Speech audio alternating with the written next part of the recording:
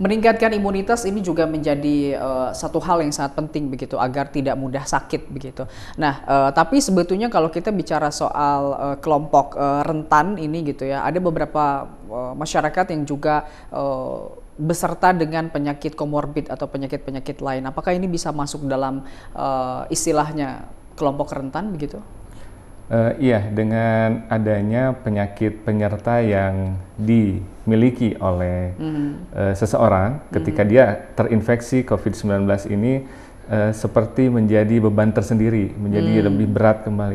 Ketika berbeda halnya ketika misalkan seseorang terinfeksi virus COVID-19 ini, antibodinya bagus, dia pemulihannya cepat, akan lebih cepat lagi dia proses penyembuhannya. Tapi ketika misalkan mengenai pasien yang dengan penyakit penyerta, ini akan menjadi sesuatu hambatan yang lebih berat untuk menjadi sembuhnya, gitu. Dan ini perlu upaya yang lebih dari klinis dokter ya. Oke. Gitu. Nah, berarti kalau misalkan ada beberapa orang yang punya apa istilahnya komorbid, kemudian juga ingin meningkatkan imunitas tubuh, nah lantas apa yang memang perlu dilakukan oleh masyarakat Kota Bandung, contohnya begitu, untuk setidak-tidaknya bisa meningkatkan imunitas tubuh? Iya. Gitu. Sebenarnya tadi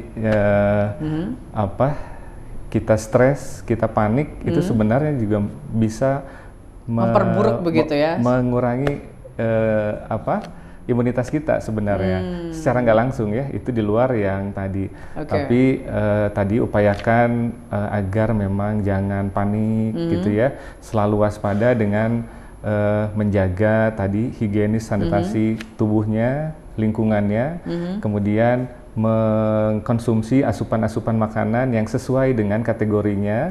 Maksudnya kategori ini ketika seseorang dengan diabetes mellitus, dia akan berbeda penerapannya dengan yang lain misalkan. Tapi dioptimalkan tadi buahnya cukup, seratnya cukup gitu. Kemudian untuk karbohidrat disesuaikan dengan tadi kategori-kategori tadi. Yeah.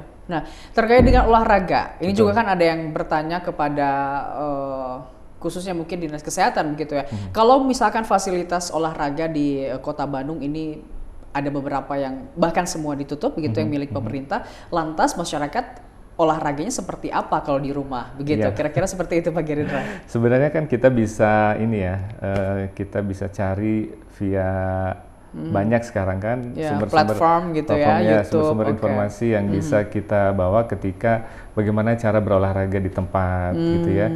Kemudian jangan lupa ketika berolahraga tadi sambil menjemurkan diri ini di matahari misalkan jam 9 sekitar itu. Itu cukup sebenarnya untuk agar tubuh itu tetap bergerak. Tetap bergerak dan tidak diam gitu ya.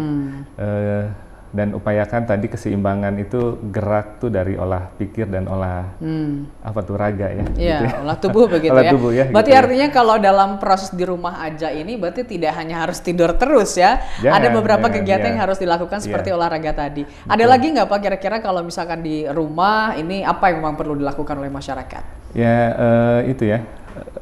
Memang kita harus banyak inovasi ya, kreativitas mungkin bisa dimunculkan di rumah gitu. Dan ini yang mungkin teman-teman semua juga harus coba apa sih yang bisa kita hasilkan di rumah gitu. Ketika work from home, ketika bekerja di dalam rumah kan tetap saja itu harus bekerja. Belajar dengan metode daring itu kan juga tetap ada proses belajar di situ gitu. Jadi bukan artian libur di tidur rumah berarti itu ya? Tidur gitu ya. Bukan ya. Tapi tetap aja ada aktivitas-aktivitas lain yang mungkin hikmahnya adalah satu keluarga ini bisa lebih banyak waktu di rumah. Ketika sebelum pandemi ini mungkin agak susah gitu ya. Mungkin ada hal-hal baik yang mungkin bisa kita mulai tanamkan dan munculkan saat di rumah. Itu saja. Jadi intinya banyak sekali kegiatan yang bisa dilakukan di rumah. Explore ya. Iya, gitu ya. Gitu. Nah, tapi kan kalau diam di rumah juga ada beberapa orang yang merasa tertekan begitu. Apalagi ketika membuka TV ada terkait dengan COVID-19. Kemudian membuka WhatsApp keluarga juga Pak ya. Ada banyak sekali berita bohong, termasuk juga berita-berita yang membuat masyarakat panik begitu terkait dengan COVID-19 ini. kemudian menyebabkan kondisi mental ini tidak baik juga di sebuah keluarga. Nah, sebetulnya untuk menjaga mental ini seperti apa? Karena kan kemudian tidak mudah gitu ya. Iya. Sebenarnya kita harus pastikan bahwa kita mendapatkan informasi itu pada jalur yang tepat, gitu ya. Jadi berhenti